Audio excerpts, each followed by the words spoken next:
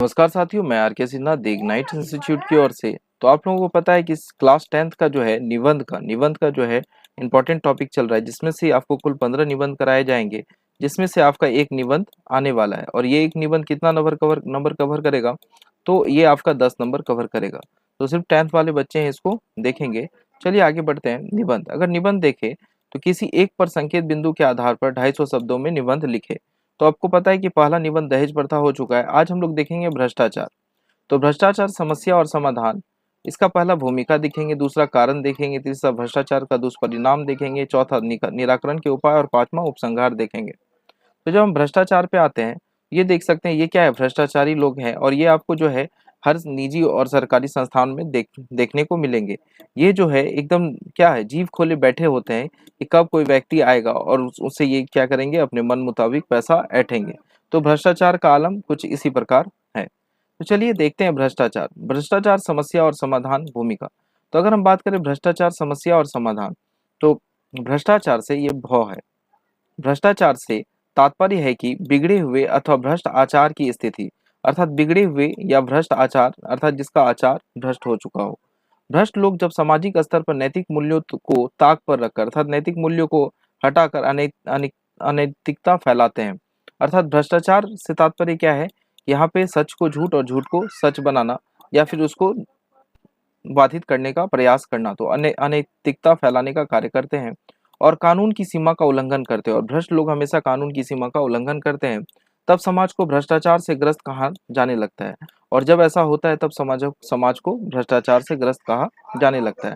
भ्रष्टाचारी व्यक्ति अपने निजी स्वास्थ्य की सिद्धि के लिए, अर्थात निजी स्वार्थ, यहाँ पे क्या है, निजी स्वार्थ।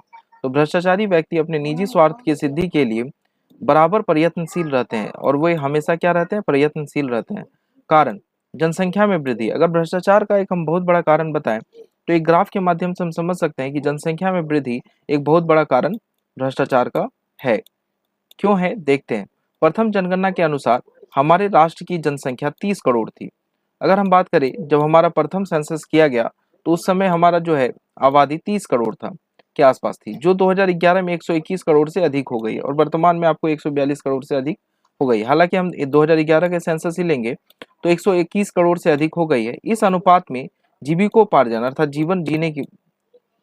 जीविकोपार्जन के साधन की कमी, अर्थात जीवन जीने के लिए आय की कमी के कारण आज भारतीय समाज में भ्रष्टाचार, मिलावट व जमाखोरी का बोलबाला है। और इसी कारण से क्या बढ़ा, तो भ्रष्टाचार बढ़ा, मिलावटखोरी बढ़ा, जमाखोरी बढ़ा।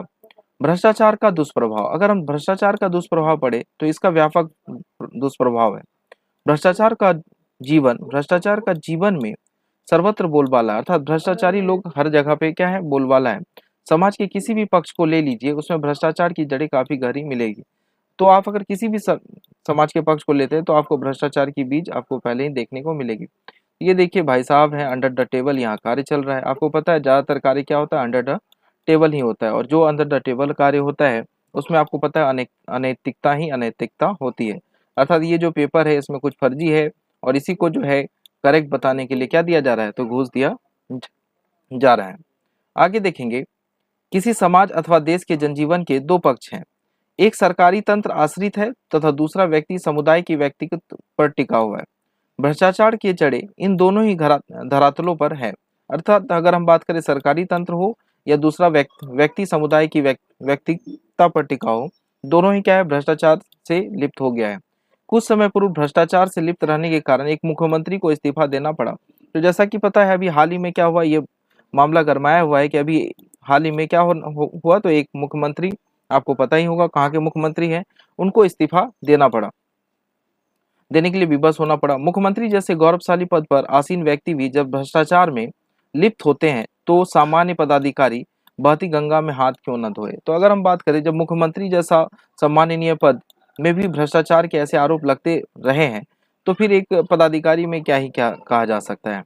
निराकरण, अगर हम इसके निराकरण की बात करें तो भ्रष्टाचार रोकने के लिए पहले यह आवश्यक हो जाता है कि भ्रष्टाचार को बल देने वाले सारे कारणों की छानबीन की जाए। तो अगर हमको निराकरण ढूंढना है, अगर समस्या का समाधान ढूंढना है तो समस्या के सभी कारणों को समझना होगा। इन कारणों का विस्तृत अध्ययन करके करके वे समाधान साधन अथवा वस्तु जुटाए जाए जिनका अभाव भ्रष्टाचार को जन्म देता है। तो इन्हीं साधनों अर्थात इन्हीं कारणों का पता लगाकर इसको दूर करने का प्रयास किया जा सकता है। तो भ्रष्टाचार निवारण अधिनियम, अगर हम भ्रष्टाचार को रोकने का बात करें तो उसमें सबसे अच्छा अगर आ रहा है तो इसको हम देख सकते हैं, भ्रष्टाचार निवारण अधिनियम 1918, वसंत वसंती लाल बावेल, इसकी अच्छी पुस्तक है जिसको आप चाहें तो देख सकते हैं। अगर हम बात करें इनकी पुस्तक के अनुसार तो उपसंहार, अन्ना हजारे, अगर हम बात करें अन्ना हजारे तो अन्ना हजारे आपको पता है कि अन्ना हजारे ने भ्रष्टाचार के खिलाफ एक बड़ा आंदोलन शुरू किया था। हमारे हर डिपार्टमेंट में भ्रष्टाचार व्याप्त है, इसके खिलाफ अन्ना हजारे ने अकेले ही अभियान शुरू किया।